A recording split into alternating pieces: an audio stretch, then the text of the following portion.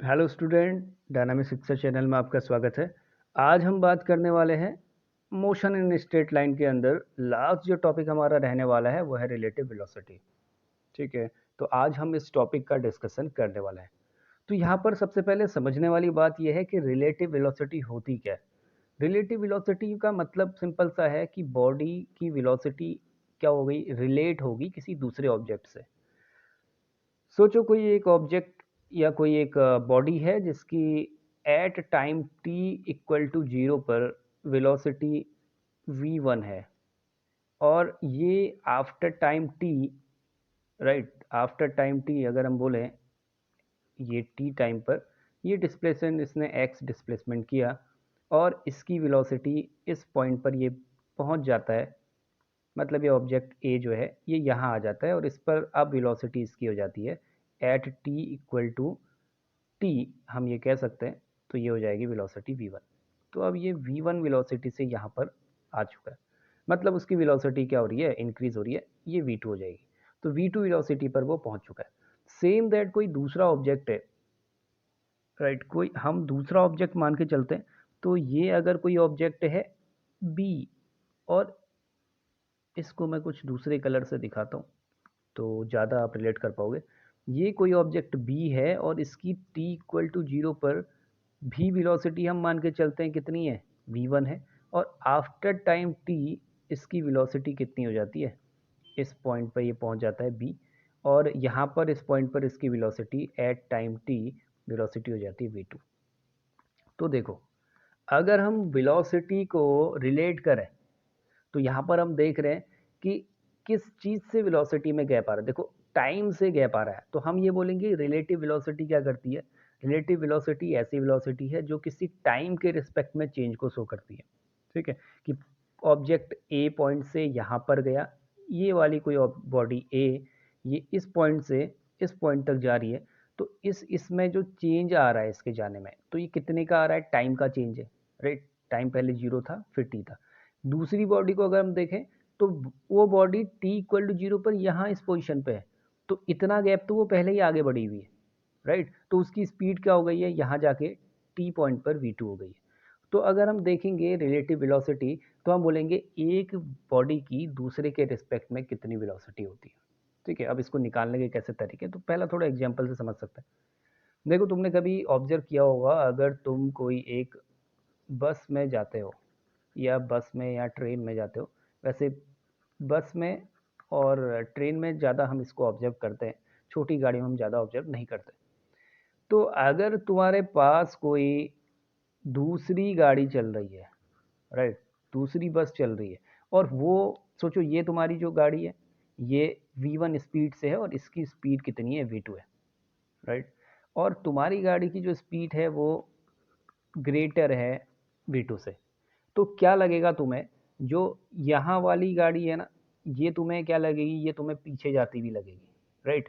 ये तुम्हें क्या लगेगी कि ये कहाँ जा रही, पीछे जा रही। या तुम ये समझोगे इसके अंदर जो पर्सन बैठा है इसको ये फील होगा, अगर इसके सामने वाली कोई गाड़ी इसके ज़्यादा स्पीड से जाती है तो तुम्हें ये फील होगा कि ये जो गाड़ी है, ये वाली जो बस है, ये थोड़ी कम स्पीड से पीछे की ओर जा रही है। मतलब इस स्पीड से नहीं जाएगी जिससे वो आगे जा रही है, v2 से, इतने से नहीं जाएगी, v2 से थोड़ा कम स्पीड से, हाफ भी कह सकते हो। तो ऐसे लगेगा कि तुम्हें कि ये वाली जो बस है ये क्या कर रही है, पीछे जा रही है। समझ आ रहा है। दूसरा तुमने देखा होगा, ऐसे भी कह सकते हो कि अगर कोई एक बस में तुम बैठ के जा रहे हो, यहाँ पर कोई दूसरी बस रुकी हुई है, तो जैसे ही तुम इस बस से आगे बढ़ते हो तो तुम्हें लगता है कि ये बस क्या कर रही है, पीछे जा रही है, जबकि वो स्टॉप पॉइंट पे है, वो मोशन नहीं कर रही है, वो क्या है, स्टेबल है। लेकिन तुम इसको ऐसा सोचोगे कि ये क्या कर रही है, बैक साइड जा रही है। तो ये क्या है, ये तुम्हारे, ठीक है, तुम्हारा इसके रिस्पेक्ट में वेलोसिटी है, इस बस के रिस्पेक्ट में तुम्हारी वेलोसिटी क्या ये शो करता है, उसे हम कहते हैं रिलेटिव वेलोसिटी। अब हम थोड़ा फॉर्मूले से समझते हैं कैसे कुछ होने वाला है। देखो, अगर हमारे पास कोई ए ऑब्जेक्ट है या कोई एक बॉडी ए है, ठीक, और ए ऑब्जेक्ट की अगर हमारे पास वेलोसिटी v1 है और बी ऑब्जेक्ट की हमारे पास वेलोसिटी v2 है, और कंडीशन ये है कि वो क्या करते हैं, वो सेम डायरेक्शन में चलते हैं, सेम डायरेक्शन में इन स्ट्रेट लाइन, क्यों हम मोशन यहाँ पर स्ट्रेट लाइन का पढ़ रहे हैं तो स्ट्रेट लाइन की बात करेंगे। तो अगर वो सेम डायरेक्शन में स्ट्रेट लाइन में चलते हैं तो उनकी बॉडी का, अगर हम बोलें velocity of A with respect to B, A की बी के रिस्पेक्ट में वेलोसिटी, तो ये ऐसे लिखा जाएगा V A B is equal to, पहले जिसके रिस्पेक्ट में लिखा जाना है, ठीक है, उसकी वेलोसिटी बाद में, और जिसकी वेलोसिटी पहले वाली है, जैसे ऑब्जेक्ट ए है तो उसकी वेलोसिटी पहले आएगी, मीन्स v1 माइनस v2 ये आएगा। जिसके रिस्पेक्ट में वेलोसिटी आएगी वो लास्ट में आएगी, तो ये वी ए बी हो जाएगा v1 माइनस v2, राइट। ये तो हैं जब सेम डायरेक्शन में चल रहे हैं। अब अगर मैं इसी में दूसरी कंडीशन बनाता हूँ, मैंने ये कह दिया क्योंकि डायरेक्शन तो एक ही है, ये भी इसी डायरेक्शन में जा रही है, ये भी इसी डायरेक्शन में जा रही है, एक की वेलोसिटी v1 है, एक की v2 है। अगर मैं लिखता हूँ velocity of b with respect to a, तो ये क्या होने वाला है, ये होने वाला है वी बी ए। तो मैंने बोला है जो पहले लिखा जाएगा उसकी वेलोसिटी पहले आएगी और विद रिस्पेक्ट वाले की बाद में, तो ये आ जाएगा V B A equal to V two minus V one.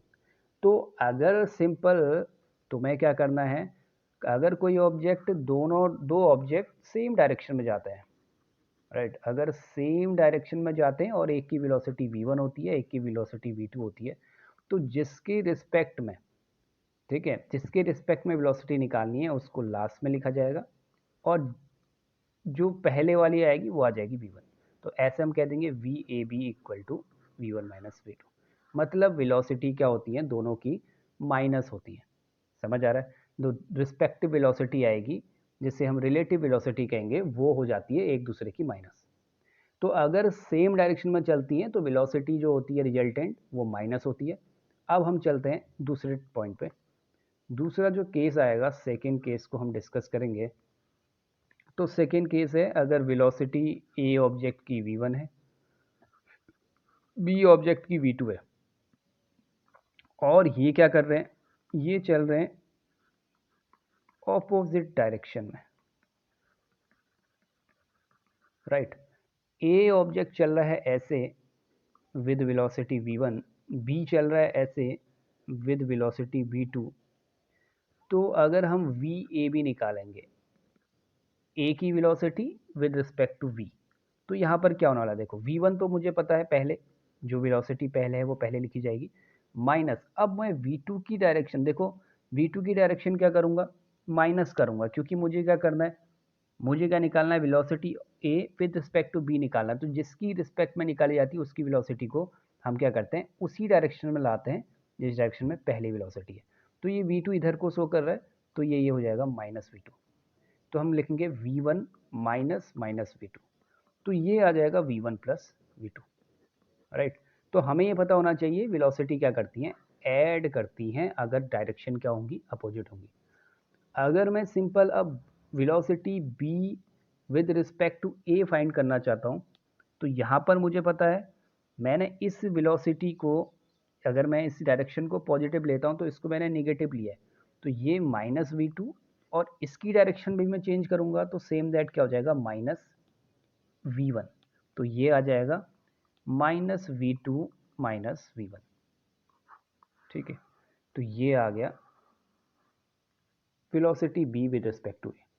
तो अगर अपोजिट डायरेक्शन में चलती हैं तो वेलोसिटी जनरली क्या होती है, ऐड होती है, राइट। और अगर सेम डायरेक्शन में चलती है तो वेलोसिटी क्या होती है, माइनस होती है, ये हमें समझना है। अब इस पर एक हम क्वेश्चंस बना के चलते हैं।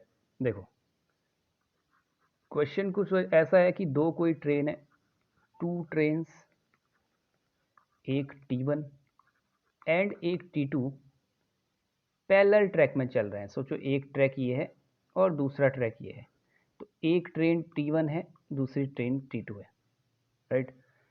उसके बाद ये कह रहा है train T1 moves with a speed of 40 kilometre per hour due east, और ये चलता है ईस्ट की ओर, राइट। दूसरा ये कह रहा है T2 moves with a speed 60 kilometre per hour due west. अब देखो यहाँ पर हम बनाते हैं इसको। तो ये जो ट्रेन T1 है ये चल रही है ईस्ट की ओर, ये 40 किलोमीटर पर आवर में, और ये चल रही है T2 वेस्ट की ओर 60 किलोमीटर पर आवर में। अब हमें फाइंड क्या करना है, देखो फर्स्ट हमें फाइंड करना है velocity of train T1 with respect to train T2। T1 की वेलोसिटी विद T2 के रिस्पेक्ट में। तो देखो हम T1 को इधर वाली ईस्ट डायरेक्शन हम पॉजिटिव लेंगे, तो मैं ये लिखूंगा V T1 T2, राइट। तो यहाँ पर T1 की वेलोसिटी क्या आएगी, मीन्स ऐसा कुछ आएगा T1 माइनस T2। अब देखो यहाँ पर T1 की वेलोसिटी ये चल रहा है इधर को, ये चल रहा है इधर को। अब हमें पता है कि अगर सेम डायरेक्शन में, देखो अपोजिट डायरेक्शन में चलेंगे तो यहाँ पर वेलोसिटी क्या होने वाली है, ऐड होने वाली है, राइट। तो वेलोसिटी क्या होने वाली है, ऐड होने वाली है। तो हम ये लिखेंगे -40। देखो हम इसके रिस्पेक्ट में निकाल लें तो हम 40 को क्या देखेंगे, 40 तो पॉजिटिव में आएगा। T2 ये वाली स्पीड हम किसके डायरेक्शन में करेंगे, T1 के, तो ये आ जाएगा माइनस, राइट, और ये आ जाएगा -60। ओके, तो ये जो स्पीड बनने वाली है ये बनने वाली है 40 + 60 और इट इज़ 100। ठीक है, तो हमने क्या किया, देखो एक चल रही है ईस्ट को, एक चल रही है वेस्ट को, तो हमने दूसरी की भी डायरेक्शन क्या ले ली, इधर को ही ले ली। हमने 60 को क्या कर दिया, -60 कर दिया यहाँ। अब रिलेटिव कैसे निकालते, देखो यहाँ पर ये माइनस होगा क्योंकि वेलोसिटी क्या होगी, रिलेट कर रही है T1 माइनस T2, तो 40 माइनस माइनस 60। अब सेकेंड पार्ट हम देखते हैं। सेकेंड पार्ट हमारा बी है, हमें निकालना है velocity of train T2 with respect to T1। तो ये कितना हो जाएगा, V T2 T1, तो हम लिखेंगे T2 माइनस T1। देखो T2 वेलोसिटी क्या होगी, T2 वेलोसिटी हमारी कितनी है, यहाँ पर है -60, और T1 हमारे पास जो वेलोसिटी है वो 40 थी, राइट। तो अब ये कितनी होने वाली है, देखो ये होने वाली है -60 और ये -100 किलोमीटर पर आवर। तो यहाँ तक आपको मेरे को लग रहा है क्लियर हो गया होगा। अब एक लास्ट इसका क्वेश्चन बचता है, क्वेश्चन नंबर 3, ये बचता है वेलोसिटी ऑफ ग्राउंड। देखो ग्राउंड अगर दूसरे ground with respect to T1, देखो अगर ग्राउंड के रिस्पेक्ट में भी तो वेलोसिटी आ सकती है, कोई ट्रेन चल रही है तो ये ग्राउंड के रिस्पेक्ट में भी तो देखेंगे हम, क्योंकि ग्राउंड का मतलब क्या हुआ, अगर इसमें ट्रीज़ हैं तो हमें ट्रीज़ यहाँ को चलते हुए नजर आएंगे, ट्रेन यहाँ को चलती हुई नजर आएगी। तो ग्राउंड की वेलोसिटी जनरली कंसिडर की जाती है 0। तो अगर मुझे VGT1 निकालना है तो मैं यही लिखूंगा VG माइनस VT1, राइट। और VG कितनी है 0, T1 की स्पीड है 40, तो ये आ जाएगी -40 किलोमीटर पर आवर। तो इस तरीके से क्या कर सकते हो, इस तरीके से तुम यहाँ पर क्वेश्चंस क्या कर सकते हो, बना सकते हो, राइट। तो हमने जो टॉपिक कंसिडर किया ये हमने इस तरीके से देखा कि कैसे हम क्या कर रहे हैं, रिलेटिव वेलोसिटी के कॉन्सेप्ट को समझ रहे हैं। तो आई होप ये जो लास्ट टॉपिक था आपको क्लियर हो गया होगा। और ऐसे ही हम अब नेक्स्ट टॉपिक के लिए, अब हम नेक्स्ट चैप्टर की ओर जाएंगे, जो चैप्टर होने वाला है वेक्टर, राइट। तो वेक्टर जो चैप्टर है बहुत इंपॉर्टेंट चैप्टर है, जिससे हम कह सकते हैं मोशन इन प्लेन। तो आई होप ये आप वीडियो लाइक करें, इसको शेयर करें और सब्सक्राइब करें चैनल को। और ऐसे ही बहुत सारी फिजिक्स की वीडियोस और मैथ्स की वीडियोस देखने के लिए इस चैनल को लगातार वॉच करते रहें। तो आपका दिन शुभ हो। Thank you.